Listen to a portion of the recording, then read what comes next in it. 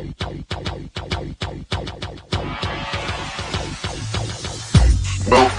the Odds Breakers, number one place for shared sharp betting information. All right, welcome back to Podcast 37 of 2018. I'm your host, Kiev O'Neill. You can tweet me at The Public Dog, or you can tweet us at The Odds Breakers. If you need another sports book, please visit mybookie.ag and use a promo code The Odds Breakers for a 100% sign-up bonus. If you're not using 3 books already, you're doing yourself a huge disservice. Plus, you get a free $10 Super Bowl bet. If you want to help us out, we will help you out. Become a patron subscriber for only $12.99 a month and get our premium picks when we make the bets. Don't risk the line moves. And if you haven't yet already, please get on theoddsbreakers.com to sign up for our free picks newsletter from myself and our other handicappers. What a crazy week. I'm actually on vacation here, and I'm going to have to put these 2 shows this week into one, but that's okay. Last week actually kind of sucked for me. 4-10. Yeah, pretty bad actually. Not a lot of luck happened my way. As a matter of fact, if I had my dog making these picks, I possibly would have at least broken 50-50. You know, I was actually thinking that maybe I could have hired a hobo, you know, sitting with a sign, gave him $50 and just had him circle a bunch of games. And at least I would have done better than I did here, possibly even better than 50%, because this week absolutely sucked for free picks. But that's why I always say don't go huge on the first week. Lots of narratives have become disproven, but I've just never seen so many narratives this week, the first week of college football 2018, than I have in the past go wrong. As a matter of fact, many sharp bettors got their butts kicked, and we'll quickly, kind of cover what happened here. So, Wyoming versus New Mexico State was the very first bet. We happened to win that. Now, New Mexico State proved really bad, and, the minus 3.5, you think that it might have been a decent bet, but to be honest with you, New Mexico State had everything to play for and still got killed, and that's why we came hard on Minnesota the very following week and won that bet. We're doing great by then, 2-1. And then Saturday happened, and we only win 2 more games. So, Northwestern versus Purdue went to hell for us as well, because for some reason, Jeff Brom decided to start Elijah Sindelar. He threw 2 terrible picks that led to Northwestern's touchdown. As a matter of fact, when David Blow decided to start playing, Purdue actually started catching up. And if it wasn't for a terrible penalty, a personal foul on their defensive guy named Neal, then they might have scored and actually won that game. Now, I don't know if I would have covered the 3.5. It would have been +3 by then. But, that line was down to -1 when a lot of people bet it. So I'm pretty pissed about that one. And I didn't know why Jeff Brom made that decision. And so he moved a little bit slower in my book.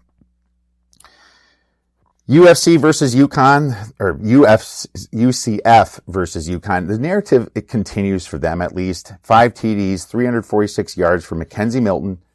The guy was awesome. You wonder if they have a shot at running the table again this year. But, maybe it's just the fact that UConn absolutely sucks. I'm not sure. Utah State versus Michigan State. Now, many people thought here that Sparty, they thought they're way better than they are. This was a big power ratings move. Everyone moved them about 10 points up in their power ratings because they returned so much production. But this game was highly in question. In the fourth quarter, they were either tied or losing by 1, and then they won it towards the end. But this was a game all the way to the end against Utah State. And props to Utah State. Their quarterback played great. 319 yards against a very tenured MSU defense. LJ Scott played very well for Michigan State, though. And I think you're going to see LJ Scott playing on Sundays. If he ever gets out of college, I feel like I've seen that guy play like 3-4 years ago. Western Kentucky versus Wisconsin. This game was over by halftime, but it was boring, Hornibrook looked pretty good, 257 yards, 2 TDs, but you can tell the loss of Quintez Cephas and Danny Davis to the sexual assault investigation hurt this team. Our wide receivers were not getting separation from, a Western Kentucky defense. A.J. Taylor did okay, except for one terrible drop. Taylor was typical, our running back, Jonathan Taylor, but when the box was stacked against him, it kind of looked like a lot like last year's. He lost some yards, it wasn't perfect either, so I expected a little bit better out of our offensive line. And here I'm sitting here complaining after we win by 30 points, but they didn't cover the spread. They didn't hit the over. Pretty lethargic. And Western Kentucky had 2 turnovers in the red zone, so that was another bad under bet that went. We bet the over and obviously got killed on that one, so wanted a quick touch on that. I thought that Wisconsin should have just boat raced this team, but that's why Wisconsin's not the highest in my power ratings. They're not in the highest in my Big Ten, and we'll cover that a little bit later.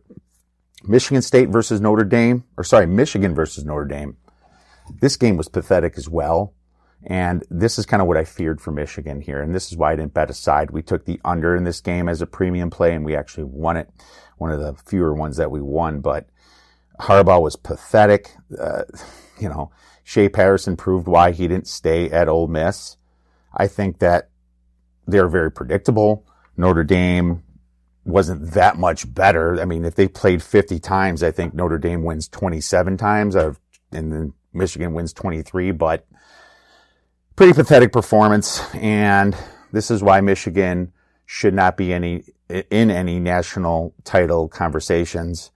And I think, them going to Ohio State and beating them would be a huge reach this year, unless you see some dramatic improvement, not only in the skill positions, but also in the play calling by old Jim Harbaugh. Miami versus LSU. I think everyone decided to fade the wrong coach here, including myself. Mark Richt, his Hurricanes look very undisciplined and completely out of sync. I thought after that Orange Bowl pathetic performance, their penalties and their interceptions, that they would have learned from that. But no, here's another narrative that everyone was banking on that didn't go well for them. The Michigan narrative went to hell. The Miami, I'm going to be awesome this year, went to hell. A lot of people kind of went on that narrative just because they thought consistency in the quarterback and Malik Rozier, consistency with Mark Richt. You thought that you see improvement, but Malik Rozier looked worse than last year. And I don't think this football team does a lot this year. Virginia Tech versus Florida State. Well, this game went pretty well for Virginia Tech. 6 turnovers for Florida State, and they lost every single fumble. Virginia Tech put the ball on the ground like 4 times and got it back every time, but that really wasn't the story. Virginia Tech's defense was better, and we didn't think they were going to be better, but they might even be better than last year. But this game was a rain out. It was pouring outside, really hard to tell. I mean, there might be too much value after this game on Virginia Tech because the turnovers went their way and because they played in the rain. So my point is, if you see a large spread next week, or I think they play some tomato can next week, maybe FBS school, but the week after that, it might not be a bad idea to look on the other side. Let's get into the Big Ten power ratings. All right, now, before I talk about the Big Ten power ratings, mind you, I am sitting in a boathouse right now trying to get in where it's quiet, drinking a Coors Light with like 100% humidity and rain outside. So the quality, unfortunately, of this podcast isn't going to be the best.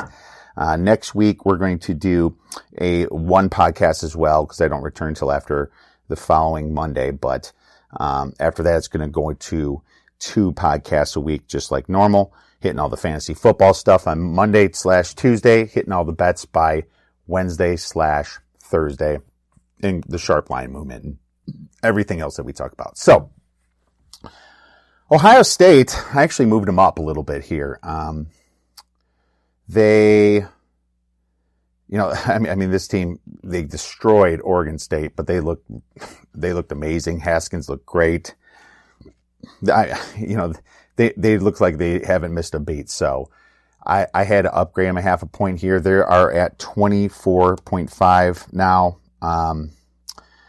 And I think I am at 24 last week, but they're at 24.5, and I think they should be right around the Clemson and Alabama. They shouldn't be 1 or 2 points off for the most case in most power ratings. So that's kind of where I have it. Alabama, Clemson, Ohio State.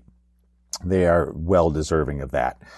The next one I have is Wisconsin at 19.5. They didn't cover their spread, but they did enough. And you can tell Coach Chris didn't show anything. Taylor's still a beast, and they're going to be fine. They just, need to get a little bit better sync with their receivers, and they need to throw the tight end a little bit more. I think that's just going to happen a little bit in the future. So if you can see some growth out of the receiver unit, that's important. I loved how Scott Nelson played for us in safety. He looked just like how Jim Leonard did. And I think that because of that, Wisconsin's corners and safety, the secondary, is looking a lot better than I thought it actually would. So I'm really happy about that. What I didn't like is our redshirt freshman defensive ends, Lyles. They kind of got blown off the line a little bit, but, I'm just going to kind of wait to judge on that one and see if these kids improve the next few games. So we'll be keying on their defensive ends. Penn State, I really downgraded them. They're at 19 points here. Last, I had them at 20.5, so I punished them by 1.5 points. They almost lost to Appalachian State. That was really pathetic. Michigan, same thing. Downgrade them about 3 points, all the way down to 16.5. They're the fourth best in the Big Ten. Michigan State all the way down to 16 for almost blowing it off Utah State. Iowa, I upgraded to 11. They took care of business against Northern Illinois. All the sharps were on Northern Illinois as well, because Iowa had their starting tackles suspended and still destroyed this team. Purdue, I have right next to Northwestern. I think both at 7 points apiece is worth it because Purdue was coming back at the end when they finally started David Blow. I just think that, we'll give them another shot here, but I'm still a little bit higher on them than other power ratings. Like ESPN has them at like 4.7, team rankings like 3.6, but I'm higher than them on it, and I think I'm right. Although I'm a little lower on Northwestern, ESPN team rankings have them around a 9. Maryland, I have Maryland at a 7. Right up with Northwestern and Purdue. They beat Texas. They beat them last year. They beat them again. Kasim Hill's a beast. Maryland's possibly going to go over their 5 or 6 season win total. Everyone faded them because of DJ Durkin. Apparently that was the wrong narrative again. That narrative did not turn out right. I really like Maryland up to about 7 points in the power ratings. Indiana at 3. Almost covered their spread, but didn't. Garbage touchdown towards the end of the game screwed them. Nebraska didn't even get to play. That game got rained out against Akron. Still have them at 2. Minnesota, I have them at 2.5, and I did upgrade them a little bit because, they really took care of business. And I know it was New Mexico State, but they destroyed them. They deserved a 0.5 point bump in that power rating. So from 2 to 2.5 seems fair. Rutgers at -6, and Rutgers went from -7 to -6, so I did upgrade them a little bit for covering their spread. I believe it was Texas State. That was I didn't really pay too much attention to that game. I looked at the stats and, thought they were deserving of that. And Illinois didn't exactly cover their business either. They beat Kent State, and Kent State's one of the worst football teams in all of FBS. Let's see what score here was again. I think it was 7 points. The score of that game. And 24-31 they lost. And Kent State was winning some of that game. So real pathetic for Illinois. I don't know how Lovey just didn't get fired there, but we'll see what happens there. I highly doubt he lasts the rest of the year, and if there's a prop on that, that might be one you should fire at. So, moving on from there, we are going to go into letdown spots for next week. So LSU is hosting some Southeast Louisiana team, I believe, and it's a letdown spot for LSU for beating, obviously, Miami